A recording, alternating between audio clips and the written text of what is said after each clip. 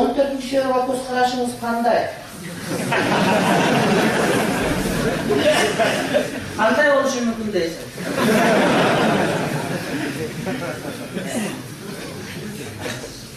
14-февраль боюнча урматтуу көргөндөр, бул өтө жаман нерсе. Түпкүлүгүндө бир поп ошол убакыттагы аскерлер үйлөнүп алып, бала чакасына карап, анан садыкка чыкпай коюп өткөндө, анан ошол убакыттагы падыша үйлөнгө тыюу салат. Үйлөнбөйсүңөр эмне? Кудай Таалам жаратып койгон, бuyakta кызыгуу бар, эркек-аялга тартылуу бар.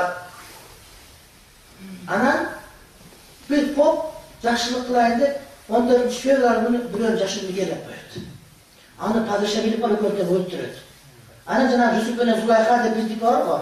Же жана Канат менен Зейнака, Зейнака деген. Зейнака дейт.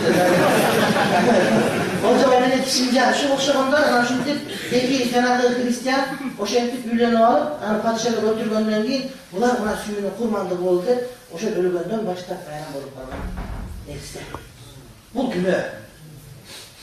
Ошол күнү көбүнчө эркектер кыздардан да сүйөм деп бир жаман күлүп берет да ошол менен өзүнүн өмүрүн өлтүрөт.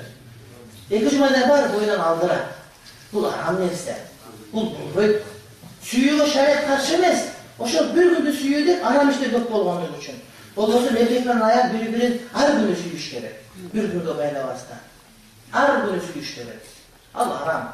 Не только ал молдон айткан туугандар, аны элдин баары айтат. Мына бүгүн гезит окудум, теңирчилердин Тогасава деген гезитинде. Ошондо да аны болбойт дептир.